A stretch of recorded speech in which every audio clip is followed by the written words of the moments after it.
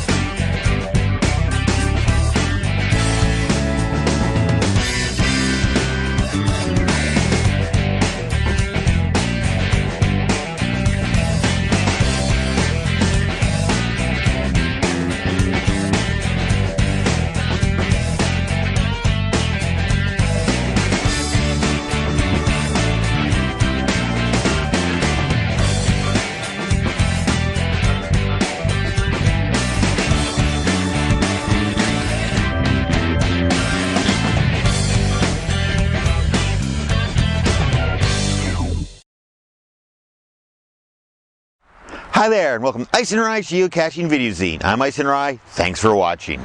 If you're new to the show, welcome to the family. Essentially what this is, me, video camera, I go out geocaching, film it, throw it together with a few hints, tips, and tricks, put it all together, upload it to the internet so you can download and watch it to your own leisure. If you're a regular viewer, thanks for sticking around. I appreciate your viewership. So, what's new? Well, it's Labor Day weekend here in North America. It's a holiday Monday today. And we just essentially finished our final outdoor trial of the season. And it's been an absolutely great summer. Abel and I have had a ton of fun. He's had many good qualifying rounds, and we're actually moving up in the competition. And starting next year, we move up to what's called the Masters class, which is the top level of competition. So as they say, we're playing with the big dogs now. So, since it is fall here in the central interior, that means, for myself, it's actually the start of my heavy geocaching season. I'd like to do a lot in the spring and a lot in the fall. I don't do a whole lot in the summertime because of all the agility training. Now, the nice thing about caching in the fall is that when the leaves fall off the trees, you start getting better reception. And it makes it just that little bit easier to find caches and in some case hide caches. Now, if you're wondering where I am, you've seen this lovely green background behind me. I'm actually standing near the location of one of my caches as part of the Prince George Pentacathlon series. This is the box. This is the location of outside the box. As a matter of fact, it may look familiar because this is actually where I shot the introduction to episode 2. As a matter of fact, I was wearing this very same t-shirt from Today's Cacher magazine. Make sure you check them out at todayscacher.com. Free plug. Good magazine, guys. Keep up the great work. But anyway, so I was wondering where I could film this this month's episode. I figured, I haven't been out to visit my cache in a while. Now, if you check on caches, I love reading logs and such. And this particular cache I actually rate as a 1-1. So I'm on flat terrain. My vehicle's only parked 20 feet away, and there's nothing to climb. And it should, in theory, be an easy cache to find. What the problem is, well, there's this big chunk of steel standing here behind me, and it really throws off your GPS reception. As a matter of fact, you can't see it in the shot, but I actually have my new receiver sitting at my feet, averaging chords right now, because I want to update the coordinates. Because some of the logs that have been entered on this cache have been absolutely hilarious. So, I'm going to do something now that I've never done before. I am going to show you the actual cache. Now, this isn't a spoiler. I don't want to give too many details away because it may not actually be hidden where I'm about to go. It might be somewhere else. But just to prove to the world, come with me. Let's grab my cable here so I don't trip over it. I reach up behind here. This is the little beast here, done in a special invisible shade of flat black paint. You actually can't see this. It's just a figment of your imagination. But this is it. This is Prince George Pentacathlon outside the box. Boxcar? It's outside the boxcar. That's the name. Let's put this puppy back.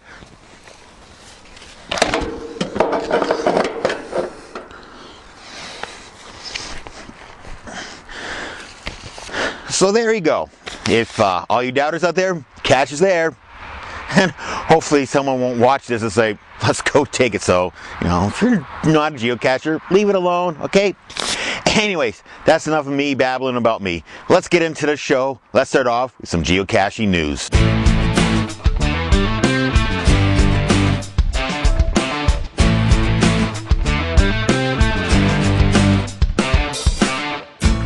In geocaching news, first off, major milestone from one of my regular viewers and fellow BC geocacher, Canadian Bacon. Hey, 1,000 finds, Othello tunnels. I've looked into that one before. I've been through Hope a few times, but I just haven't taken the time to go and look for that one. So next time I'm down in the Hope area, I'll have to make sure I check it out. But Canadian Bacon, congratulations on your first 1,000. Hope to see you get another 1,000 next year. All right, as for news, well, first we hear from the Red Orbit website, and they state, Geocache to uncover our natural treasures. Nature lovers and explorers who like to hunt for treasure won't want to miss the Lancaster County Conservatory's upcoming fundraiser. The third annual Geocache for Conservation, a treasure hunt using global positioning systems, takes place September 16th to October 1st. It's a great way to learn about the Conservatory's nature preserves while helping to raise money for the stewardship program, which includes planting native trees, grasses, and wildflowers, blazing and maintaining hiking trails, and repairing the damage caused by off-road vehicles.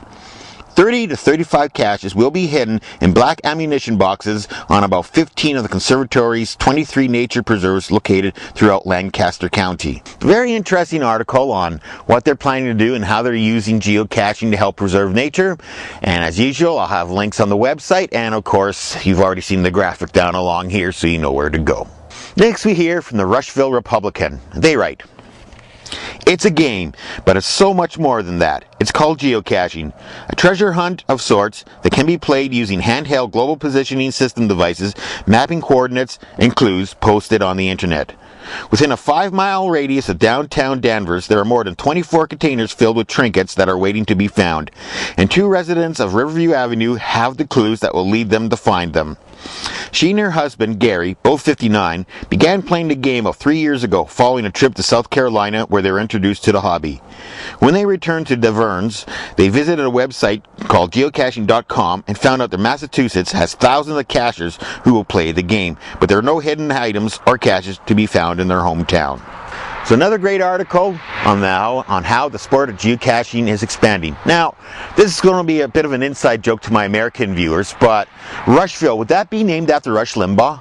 So next we hear from the Oregonian, and they write, the treasure in high-tech hunting is tiny but fun to find. Aaron, 13, and his father Alan watched intently as the feet on Aaron's global positioning satellite system device slowly ticked away at Butler Creek in southwest Grisham. The high-tech compass, which tells the user how close he or she is to a specified point based on longitude and latitude coordinates, led the two to a canopy of trees, where the two split up. Aaron canvassed the lower part of the creek, pushing away dirt at the base of fallen logs and unearthing rocks. His father stayed on top, stick in hand. He poked through branches and separated bushes. Up here, the 57-year-old engineering technician from Gresham finally shouted. He spotted an oval-shaped opening in a tree. The small plastic canister resting inside held a toy car, a keychain, and other inexpensive knickknacks. Another successful find in the fast-growing game of geocaching. So there you go, another great newspaper article. How many times can I say this? The more exposure, the more positive exposure our sport can get, the better for us. And now, let's get on with some viewers' mail.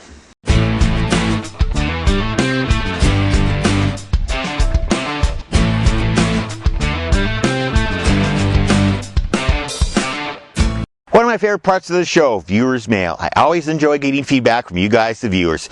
So if you have any suggestions or you just want to write me a line, you know where to go. Icenrye at Icenrye.com.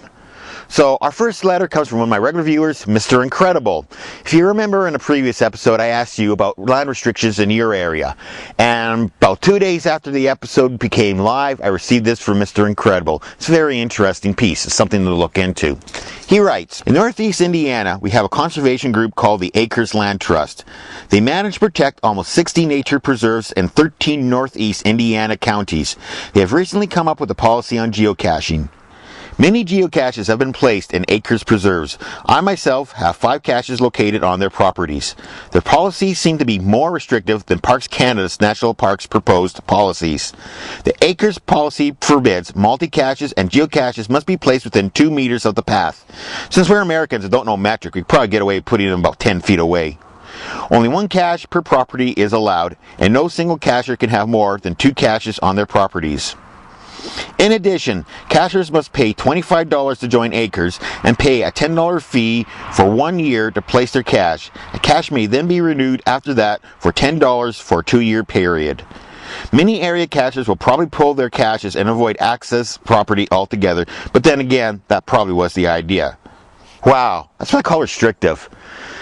You know, it's such a great sport we have, and the original idea was to get people out to areas, just to show them nature, to show them places that they would otherwise never see. And then when you go and get these land use groups that want to charge, essentially it's a tax, let's face it. Doesn't matter whether it's private property or public property, it's a tax. It almost borders on extortion as far as I'm concerned.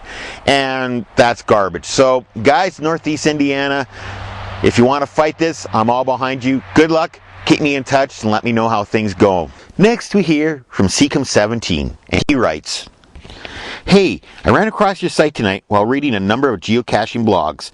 I just uploaded a video to YouTube of a friend and me swimming to a small island on the Trinity River to get a cache. It was a fun cache and video." Well, Seacom, thanks for the leak, and as you can see, it looked like it was a really fun cache. And if I'm ever in the area, I'll have to check it out and have a look. So next we hear from Daryl W4. And he writes, "Here's an event you might want to share with your viewers. Coffees, Coins, and Cigs, Fall 2006. GCX 7Z3. It's basically a meet and greet with a focus on coins and signature items." Well, thanks, Daryl, for submitting that. And again, if you have an upcoming event that you'd like me to mention on your show, email it to me, and we'll mention it here in the viewers' mail section. And hopefully people will see it, and you'll get more people out at your event. So, there you go, viewers mail for now. So let's get on with Frapper Map shoutouts.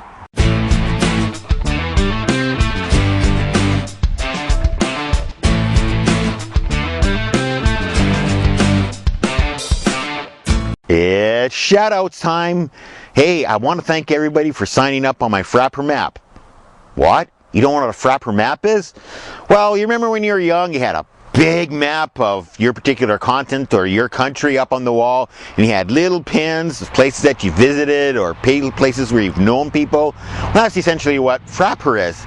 It's a virtual wall map, and in our case it's a wall map with pins representing viewers of Icenrye's Geocaching Videozine. Very easy to get to. Simply go to my website icenrye.com and look for the icon on the right side of the menu bar. Now, normally for shoutouts, what I ask people to do is when you sign up with my map is to submit a picture. Then I'll use your picture when I give you a shoutout. Well, there are a few shy people out there, and a lot of people don't submit pictures. So this month, we're just going old school. We're just giving names, and then we'll show you where they're from. So this month, the Frapper Map shoutouts go to Skook, Garth Matson, Schlorge Gridlock, Kaj Gaggle, Seek and Go Hide, Bot of 2400, Russ, Sussy, and Godgel. Alright, that wraps it up for the preliminaries. Let's get on with the main event. So in a recent episode of Icenrye's Geocaching Videozine, I read an email from viewer BC Rockcrawler. He and his family were planning to go down to Oregon to find the location of the original stash and visit the plaque, and would be their 500th find. He asked if I'd be interested in some video. Of course I was. Well, recently he was here in Prince George to attend some BMX races, and I got a hold of the tape. If you remember the microzine from a couple weeks ago, I showed you some highlights. Well, it's all put together, the show is finalized, and it's a great, wonderful piece. Matter of fact, I'm so psyched by this, I have to get down to Oregon myself someday and actually go visit the location of the original stash. So here you go, a piece by BC Rockcrawler and his family, their trip to the original Stash Plaque. Hi, I'm BC Rockcrawler. Welcome to Nanaimo. I've been geocaching for the past 4 years with my wife and my son under the name of BC Rockcrawler, Cross-Stitcher, and BMXer.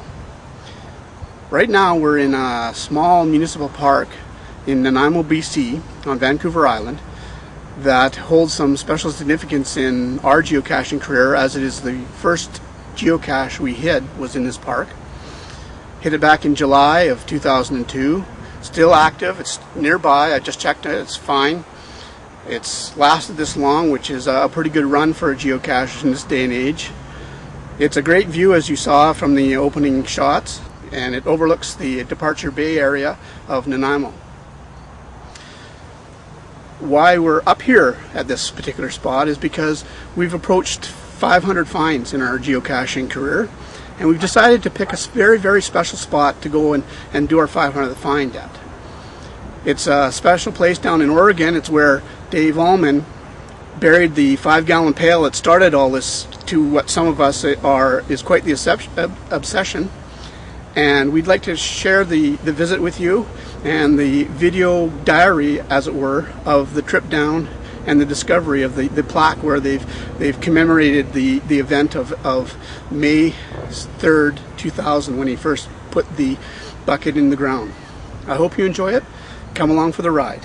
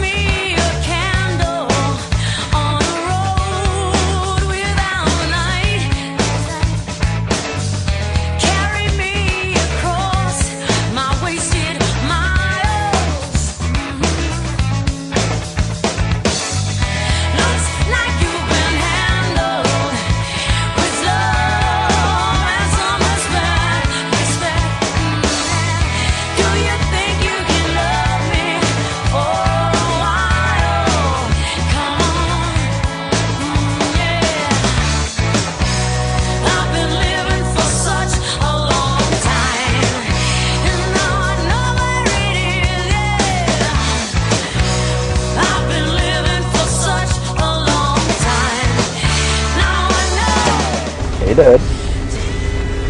Hi, son. Here we are in the dark caverns of a BC ferries, headed towards Portland to visit the cache, the original Stash Plaque.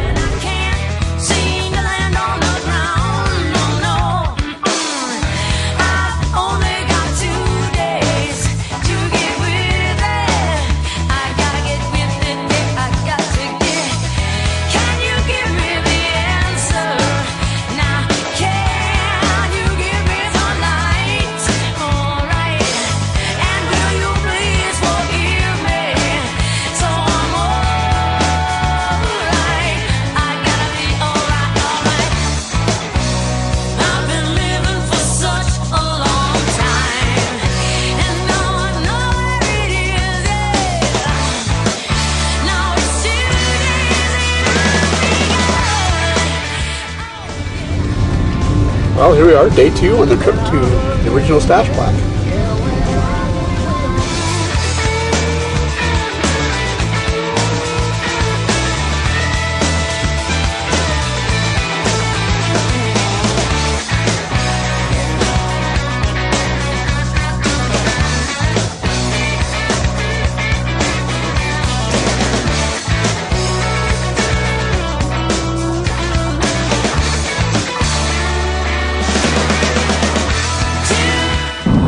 On our way to Stash Plaque for a 500 find. It's really hard driving past all these caches down I-5 and not being able to stop and get them.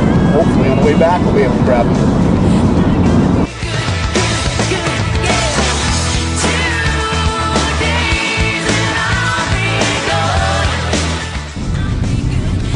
Well, we're getting really close here. It'd be very surprising to see if there's somebody else here by the time we get here, because it's noon.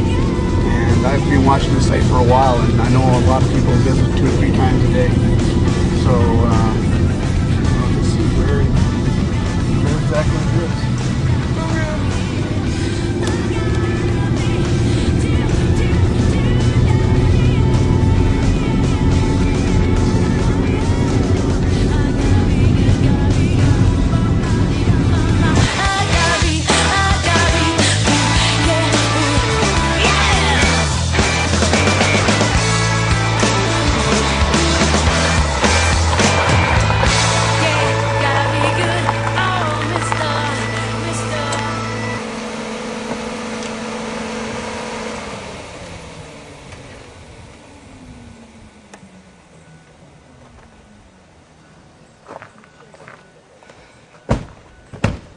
So after 500 kilometers, we finally arrive at the place that it all started at. It's hard to believe that when Dave hid the first bucket that he picked a place like this, and he didn't realize what the game would eventually evolve into and go to. But this is where it all started, folks, from, and right over here you'll find the plaque.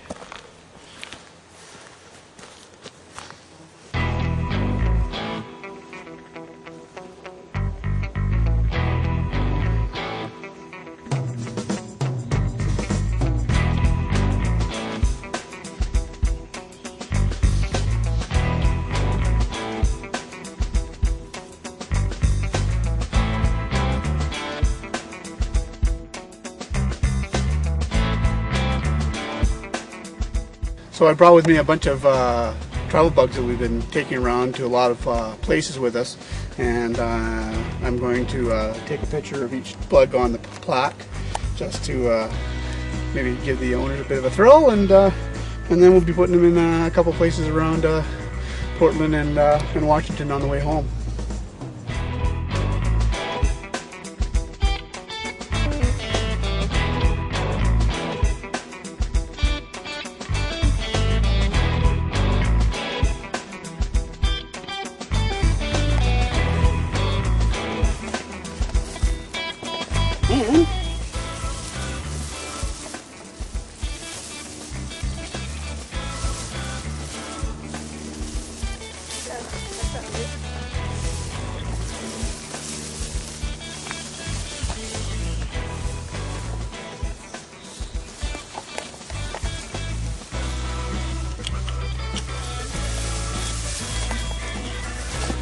Yeah, I'm okay. Book and everything in it. Sure, we'll have a look in there and see what we got.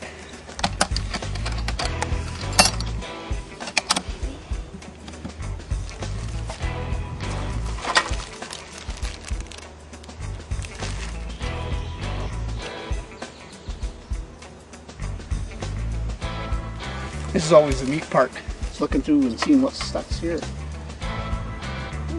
Mount St Helens sand. Ooh.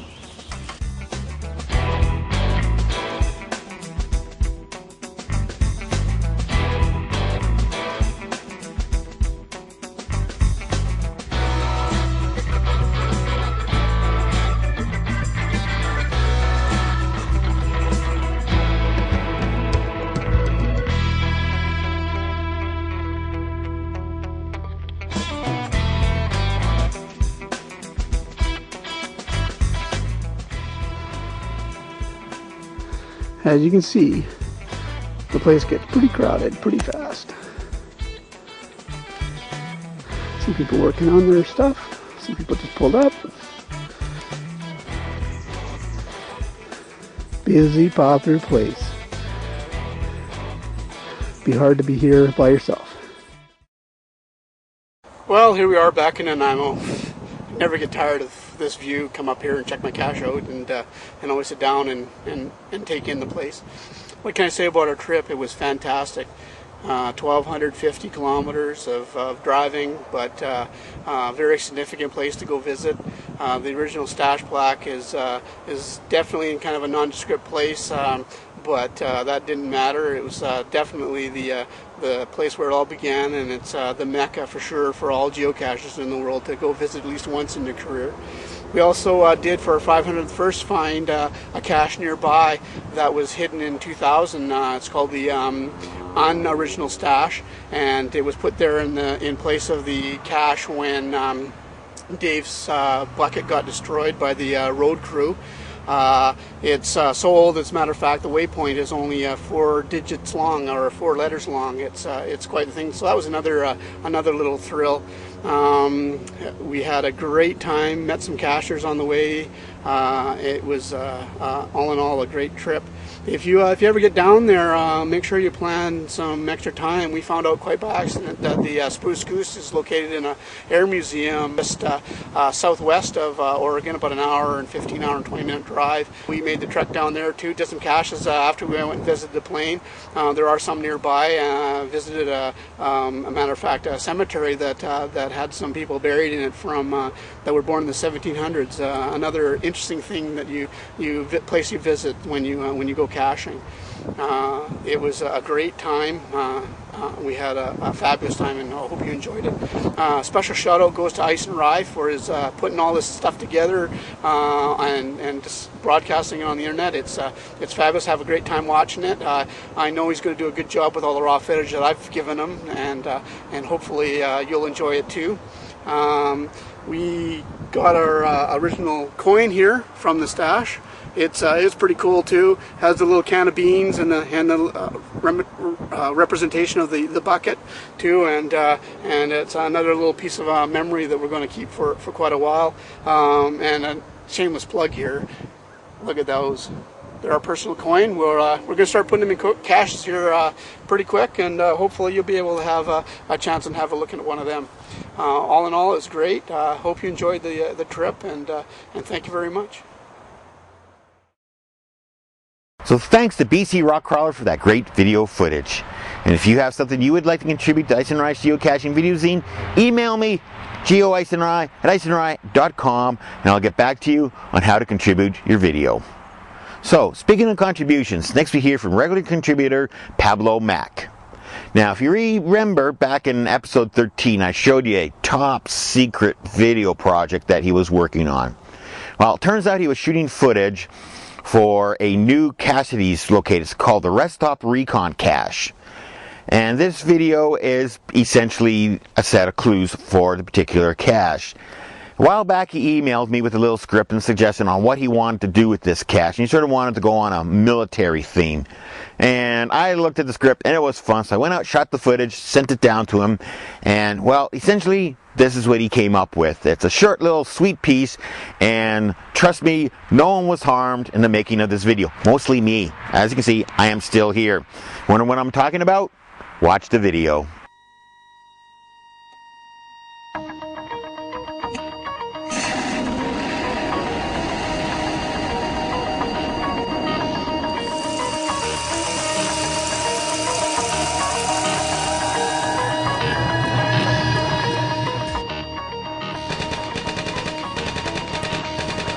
Lieutenant Colonel, 3rd Class, Icenrye, reporting from Ground Zero at GCWQ-J6, or an undisclosed location on the same continent.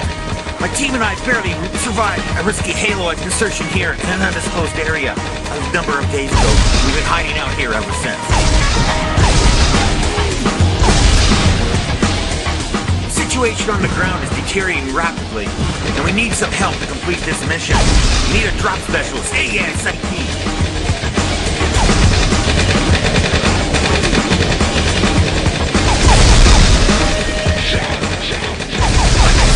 Situation's getting worse. The team needs help. We need medical help. Please help us. Oh my God. May God have mercy on my soul.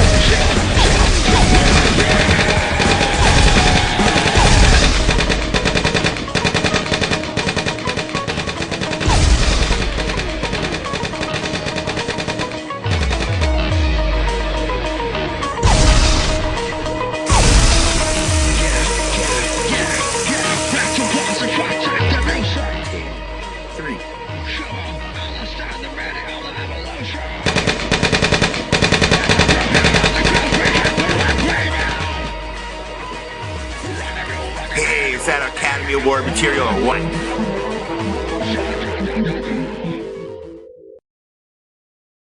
So thanks Pablo Mac for that great piece of video, and thanks for not blowing me up. And if you're also interested, Abel Wan Knable, the Jedi Border Collie, he's doing fine. As a matter of fact, he's off in the van, and Abel, bring the van back. See you. Darn Border Collies, they're so smart. I guess I'll have to hitchhike my way home. Anyways, let's get on. One more video segment for you. It's a short one. And this is also from viewer Pablo Mac. And he just emailed me saying, hey, I just uploaded this new video on YouTube. Go take a look. This one I saw, and as soon as I saw it, I had to put it into the Videozine. Sort of ties in with the whole theme of this show, Oregon and the original stash. This is a video of the inventor of geocaching putting together the first Geo stash, the original 5-gallon bucket with the infamous original can of beans. And the footage goes on, shows them putting everything together, the original contents, and from there we go to modern day footage with Team 360 placing the plaque at the original stash location. Ladies and gentlemen, what you're about to see is the birth of geocaching. Sit back, relax, and enjoy.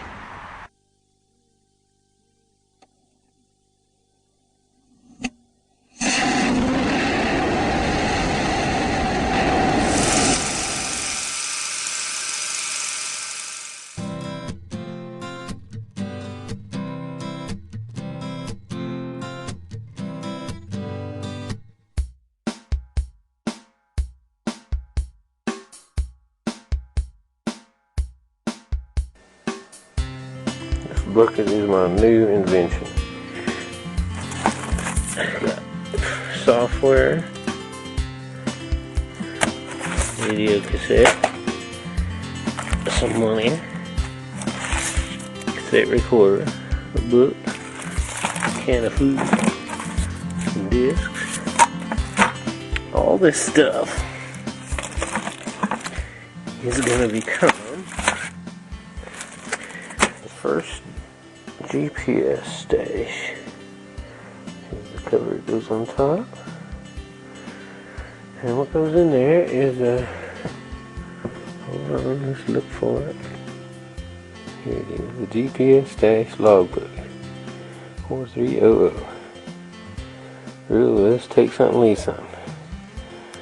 I'm going to go bury this thing out. Here's a list of things in there. And what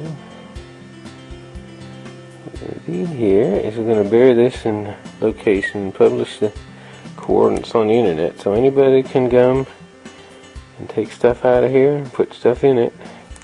Leave their note in the logbook. And we're going to see if we can do thousands of these all over the country so people can go find these stashes just via the coordinates and trade stuff. Right. Looks like there's a old can of beans. Uh-oh. There you go. There was a remnant of the original. Buried at the There it is. The infamous can of beans that everybody's been joking about. This is the first one that you put in here, huh? Yep, that's an artifact from the old days. This is the first one. The first geocache, what do you call that? Swag. Yeah. Yeah, original swag. I don't know if I'm going to be able to trade up for this one here. Right, we'll have to leave that one in there. Alrighty. Originally, that had some really good things in it. Yeah. Yeah, well, I read the... And you're Jeff, right? And I'm Dave Ulmer here. Look at me. I'm one of the guys. There's Don. He was the first finder, or guinea pig finder. Guinea pig finder. Guinea pig finder. And this is the site of the first geocache, and it's getting a national monument. You know, pretty soon I'll call this a National Historic Site. You know, in about 100 years. So there you go, some amazing footage from the birth of our sport, the start of geocaching. Again, thanks for Pablo Mac for showing me this footage, and I really appreciate it. And again, if you have something you'd like to contribute to the show, email me, geoicenrye@icenrye.com. So, in the meantime, and in between time, that's it. Another episode of Icenrye's Geocaching Videozine. So until then, cache on.